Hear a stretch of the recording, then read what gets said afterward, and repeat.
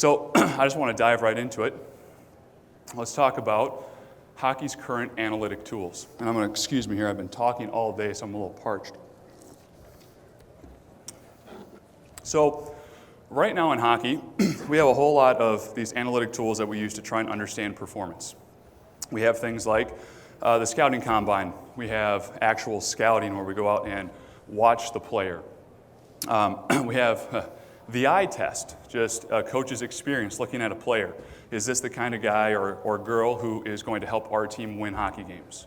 Then we have more advanced stuff. We can look at statistical modeling. We can look at things like Corsi and Fenwick stats, which I remember now they're no longer called that as of like last week, but I don't know what the new names are. So these are all very valuable tools, and teams get a lot of insight from them, which is why everyone uses them. And I don't want to take anything away from that.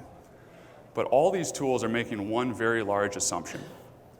They're all assuming that the players are on the ice to begin with. Because if a player's not on the ice, how can I really evaluate how good of a goal scorer he is, or how many minutes he's playing, and how efficient he is at that? So the real question is, are we doing a good job at keeping the players on the ice? That's the real question. Are they there in the first place? And I'd actually argue that they're not, or at least not as much as they should be. This is actually a really interesting study that just came out last year, looking at over 1,300 NHL hockey players over the last 3 years. 65% of those players missed at least one game due to injury, costing those teams an estimated $654 million. That's not a very efficient system at all. If we broke that down more by team, that means you have each individual NHL team loses about 252 man games for injury per season, costing them about $7.5 million. Now, that figure is just estimated on lost salary. We're not talking about medical costs on top of that. You have to bring up your player from the AHL. Now we have to do travel. We have to pay his lodging. We have to pay his new NHL salary. This number is actually much, much bigger. So why are players injured? Why do we have this problem? Is there a more efficient way we can do that? Well, I'd argue one of the reasons why right now is they run hotter than they ever have before. Now, what do I mean about hotter, right? That sounds like a NASCAR term. We're talking about hockey. What I mean by that is we have an increased intensity to play while the volume has been maintained or increased over the last 40 years. So players are running more in the red line all the time. The NHL hockey schedule hasn't really changed since 1971. They basically play 82 games. The rink is the same size, and the amount of time that we shove those 82 games in is pretty much the same length of time. So my volume hasn't changed. So what's changed? Well, the size of the players, the speed of the players. You're looking at over the last 30 years, the relative peak power production and size of an NHL player. They're huge.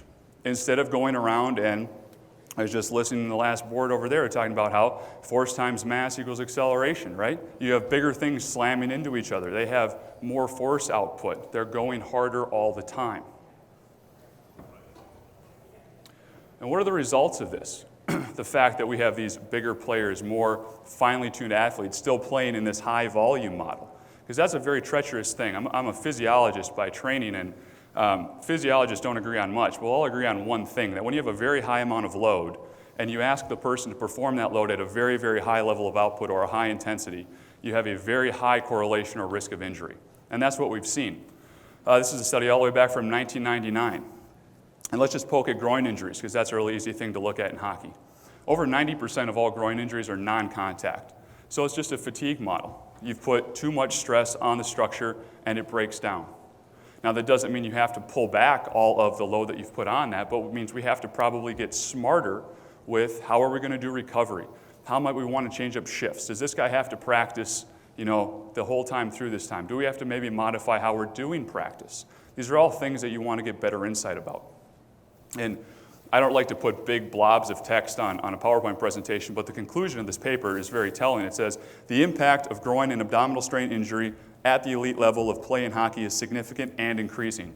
Future research in this area is needed to identify risk factors and potentially implement prevention strategies to reduce groin and abdominal strain injury at all levels. This paper was published in 1999. The rates of groin injury have not changed, and we're in 2015. Here's just another study just showing, again, just as a volume model. What was the greatest risk of a groin injury? If you were a veteran, 500% greater risk of having a groin injury. I'd argue why? They've put the most mileage on the car, to kind of pull a simple analogy for you. They are just more wear and tear, and we have to get smarter about how we can find ways to implement that and prevent it. So why are so many players injured? A large increase in physical demand with no solution for tracking or modifying training. So why is that? That should be something that should be easy to solve, right? Like we've seen this, a paper published in 1999. It's not that difficult to understand. Load's high, intensity's high, let's modify it. Well, the reason it's tricky is because hockey is a very, very chaotic game. And it is hard and difficult to make sense out of chaos. This isn't baseball, right? We can quantify how many pitches the guy does. If he hits a single, we know exactly how many feet he ran to first base. This is hockey. It's a game of being creative, ebb and flow. You play within a system, but that system gives you a lot of free rein to go about and do different things within that. So it's very hard to keep track of what is going on all the time in all those players. So we need a system or an idea, a better way to track that so we can make better informed decisions about how to change it. And that's what Catapult's been doing for the last year, trying to make sense out of chaos. Been working with researchers at the Mayo Clinic, the University of North Dakota, and the Minnesota Gopher hockey team, along with their kinesiology department, trying to understand just what exactly is going on in hockey, how can we track this, and how can we help keep these players on the ice. Now, before I get into specifically what we found with all that, I want to back up just a little bit and kind of tell you about the system we put in place to do that. Call this our information pathway. What you're looking there is our Optimi S5 monitor. This is what all the athletes are wearing. It gives us a massive amount of information.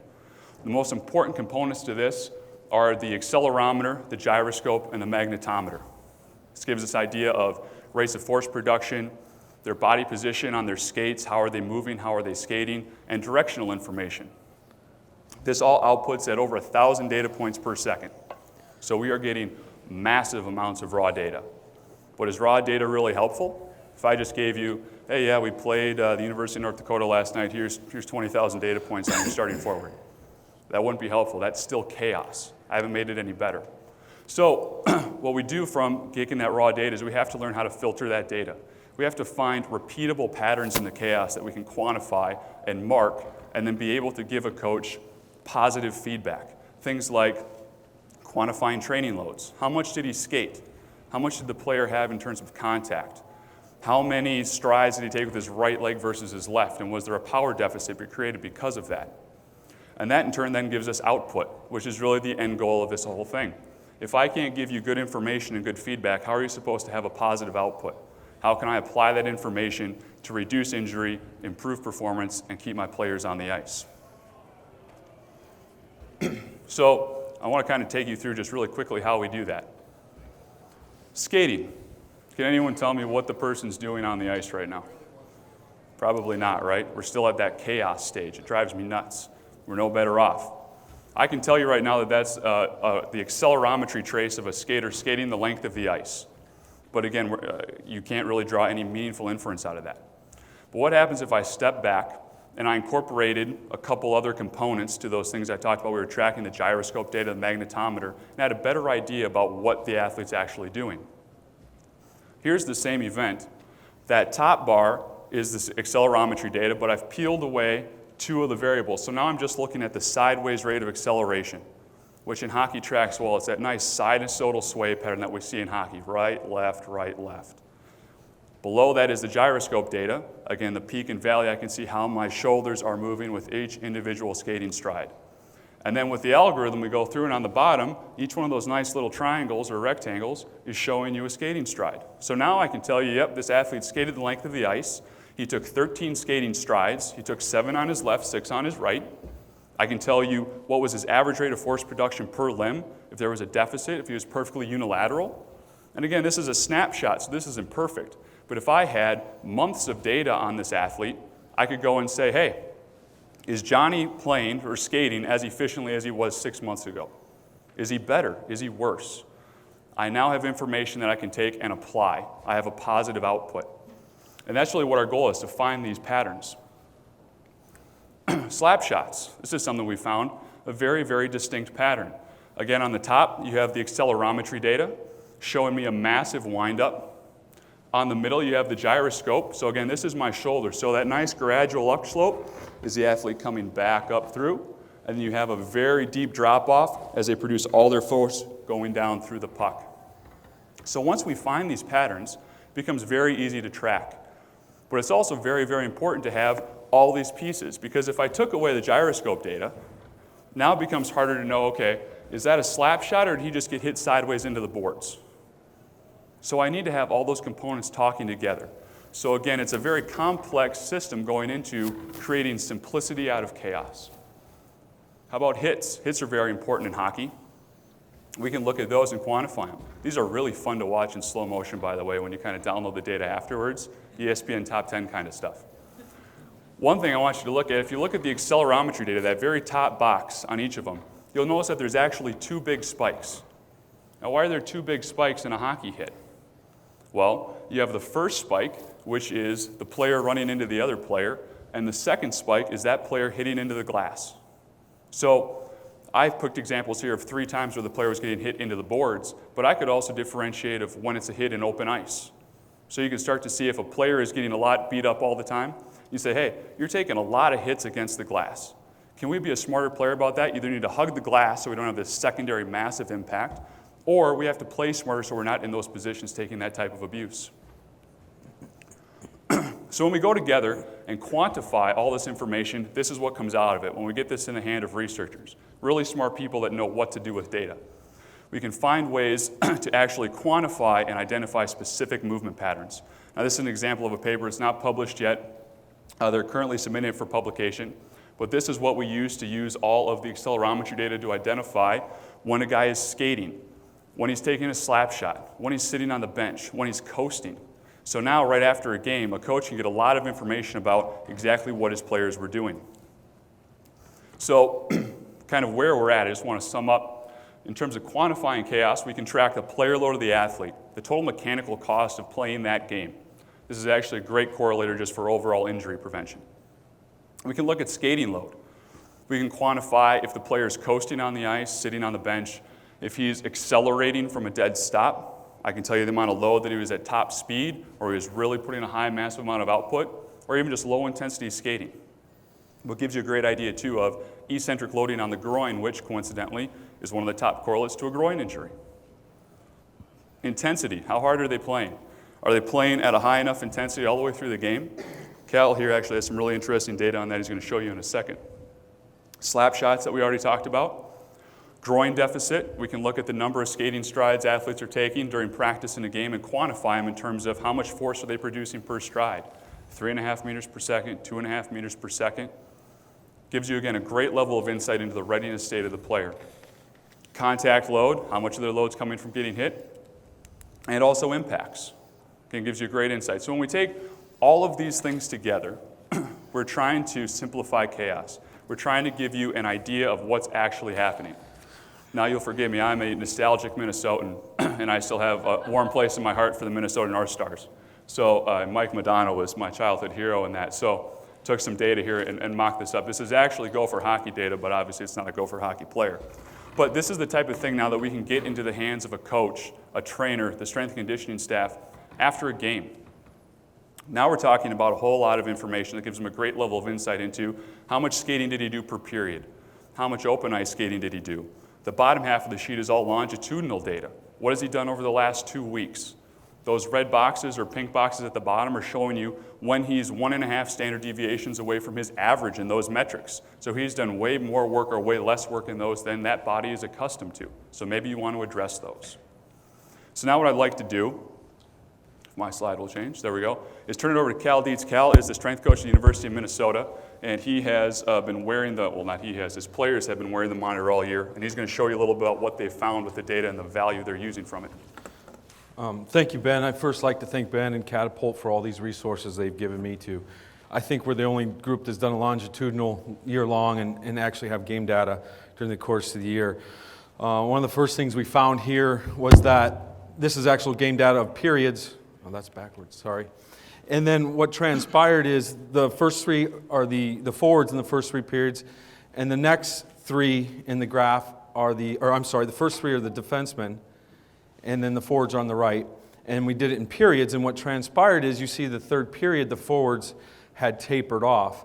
Well, and then you can see the training and the actual loads per player as a group in regards to average. Now, the third period is the biggest question for us. Were we ahead? Did we pull our best skaters off the ice? Well, it actually, after you get through all the layers, we realized that our forwards were just dropping off. So are they out of shape? Could be. The college model is a little different, so you practice you play 2 nights in a row. And I would say that the deep theory on this one was when we looked at everything, and we actually looked at the intensity of practice, when the adaptations to the intensity at which the game was played, our guys were actually tapering off. So they're actually in good shape because we practice hard, and I'll show you this, but we don't practice intense enough at certain times during the week. So they were going 6 days without addressing intensity, and they were maladaptating to speed in the alactic hockey sprint system. And I think that was the problem. So this is what the data showed us in this regards. And I had to I actually thought that, I could have never convinced my coach that was the case unless I had this. The next thing, if you have a coach and you're a GM and you have this information right here, this is our weekly training load. I'll make this quick. If our training load's above 900 or below 900 during the course of the week in games, we have an 80% chance of winning. If it's above 900, we have a 42% chance of winning. The key to this is the management of stress. With all these horses and all the high-dollar athletes you have, you better manage their stress. That's what it comes down to, in the simplest terms. I don't know what else can be said. If your coach doesn't listen, maybe look for a new coach. I don't know if that's an option. The other thing we saw here in regards to what was transpiring, you can see right leg and left leg acceleration, but I'm sorry. The skating efficiency, this is one of our best players. He was actually drafted in the first round. I can't tell you his name, but because of his skating efficiency. And this is primo. I would say he was in good shape. His stress state was rather low beginning of the year. A few weeks later, you can see his skating stride has decreased. You have overtraining.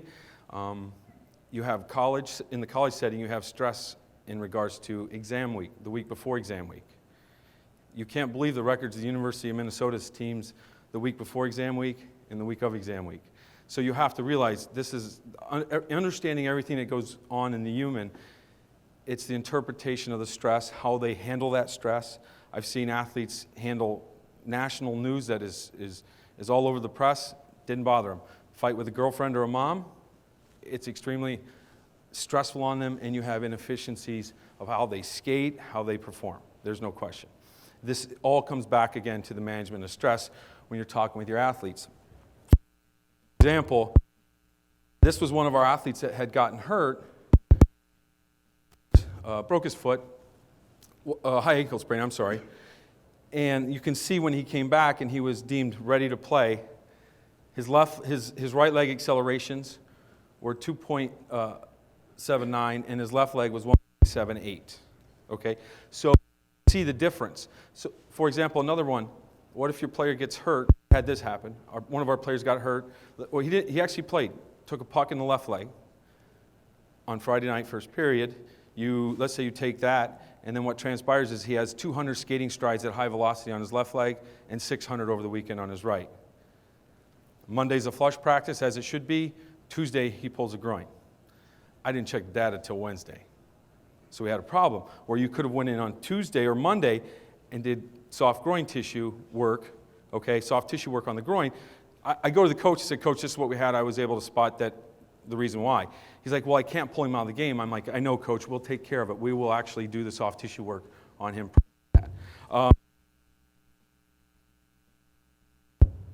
This is one simple way to manage, and efficient skating strides on the athlete part of that. You can see his acceleration was down 20% when he was in a stress state, when he had many issues. He's definitely not playing well. He's not getting into the He's definitely not getting into the right position, and these are all the things that Catapult can tell us. So I think Catapult's a longitudinal thing, but if you see something like this, then you can go back and look at acute stressors during the course of the year, or during the course of the day, I should say, to talk to the athlete what's going on and find out what's wrong in their world. Okay? So I believe this should finish it up in regards. Are there any questions? Yes, sir. Yes.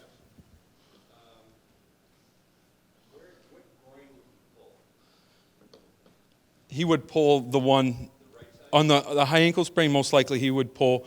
Well, he was favoring the right side too, because he knew he wasn't as efficient. So yes, they'll switch. The same thing with the puck injury. He hurt his foot got hurt on the left side. He favored the right one 600 strides, and he got hurt on the right side. Yes.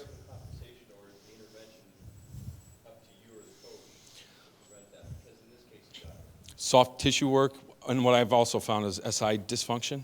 So their SI slides out, and then there'll be some lumbar pain. The glutes aren't functioning correctly, so then you have to help re-educate those. And there's a lot of skeletal issues that take place because of that compensation, because the brain has shut some things down because of the pain in the foot when he skates. It's your job to intervene. It's my job to spot it, then talk to the trainer, and hopefully him and I together can intervene. Yes. I don't know what you can do with the coach. I mean, yeah. So the coach, I mean, he doesn't understand. So most of them don't. Any other questions? Yes, sir. I'm just curious, how exactly do you measure these kind of things? Like, are you able to just put bands on them and sensors, and how accurate is that? Do you measure the residuals to like a groove on that? Yeah, I can answer that question for you. Is my mic You're still good. working? Yeah. The monitors, kind of, we backtrack to that picture, sits between their shoulder blades, and they go out and they wear the monitor. In terms of the information you're looking at in terms of force production, it's incredibly accurate because it's actually on the athlete. If this was like video footage or more of like a GPS signal where I'd be taking an acceleration based off of a distance, it's much less accurate because I'm basing it off of two separate time points. This gives you real time with how they're actually moving. So in that sense, it's very accurate for what they're doing. Yes, ma'am. We can, and it's actually kind of interesting because I modify it, because the time on ice can be a little bit deceiving sometimes, right, in terms of their total load. So by those player load bands, what they found in that paper was we set a certain threshold so we know when they're just out on the ice gliding around, not really doing anything. So you can actually get not only their time on ice, but you can kind of get an active time on ice and then find that active recovery period, which will automatically tell you when they're on the ice, when they're working, when they're not. So it kind of gives you that extra level of insight. Yep. Is there anything that you wish that this could find that you weren't able to pull out the data? So far? Yeah. That's a great question. I don't know, Cal, Well, I mean, I'm pairing this with some omega wave data, multiple tests, preseason, different agility drills. So we have a lot of things that we're going to put together at the end of the season. But what this couldn't, again, I think this is a great screening tool to then start looking into deeper stuff. We don't know what we don't know yet in regards to the amount of stuff that we're getting right now. So if a kid instantly becomes less efficient during a skating stride, there's got to be a reason for it, whether it's skeletal issues or maybe studying too much, maybe didn't get much sleep. There's just things that this is going to be. I think this is the spear tip for you in regards to managing stress to be a great indicator. Now we can't say that there's a guarantee that his skating stride is going to be inefficient if he doesn't sleep well, but if the skating stride happens to change, then something's wrong. We know there's a problem, so you need to start digging into that as a trainer, strength coach, and biomechanist, and so forth. So the future, we don't know where it's going to go. We just know that there's problems, they exist, and you have to dig into them. It's kind of a puzzle. Coaching is, I would say, it's more of a painting of a picture. We're going to use this data, but ultimately it's painting a picture of the organism to figure out what stressors he's not dealing with or what the problems are going to be. Yes, sir. Yes, heart rate, I think, obviously if he's less efficient, his heart rate goes up, there's some metabolic. I use Omega Wave and heart rate variability. I have a number of pros that I've trained. Ben and I have, over the summers, somewhere around 40 last summer. I have a number of college kids, and all of a sudden, the resting heart rate's at 40 for 2 weeks, and then now he's at 61 when he wakes up in the morning. 2 bottles of wine does that to him. So, the more you can get from him, then the better off you're going to be, regardless of everything. So, and again, it's just managing through everything and collecting the data. So, And I would just add on to that is that this is just part of a much larger study. So we wanted to have standardized catapults so we could understand what the players are doing on the ice. Because historically, we do a lot of off-ice testing. Then you're guessing to say, okay, well, how does that transfer when they're on the ice? So we're taking omega wave data, heart rate data, VO2 data, and we have about 10 different metrics. And the goal at the end of all this is we're starting to just comb through it now, and the researchers are looking at it, is to go through and say, okay, what things are we doing off the ice that actually seem to matter on the ice now that we have a quantifiable measure for what those stressors actually are? So to kind of answer both of your questions, I would need a little more time and see what the researchers find to really tell you what I don't know what I'm missing yet because I just don't know. yes, sir. Have you done any work with this on goaltenders and feedback from workers on them, since they're completely unique type of movements, and using or modeling something to kind of track how they're pushing off back and forth, or maybe what their workload is per 60 minutes or something like that, and using it going forward? That's a great question, and we have not yet done stuff on goalies in hockey. We have done goalies stuff in soccer. So I'm excited about that because I think in the future that's something we can be able to carry over because like you said, the movement patterns are going to be very different and the type of stress that they're exhibiting is going to be different. So once again, it's getting enough data just on a goalie and just finding those patterns. I mean, it's really very simple. You break it down. We need to videotape things. We look at it, see what the trace looks like, and you find those repeatable patterns, which makes a very chaotic thing seem very simple now to break down. Thank you very much. I think we'll take questions outside after this. Okay, Thank you, guys. thank you. Thank you very much, guys. Appreciate it.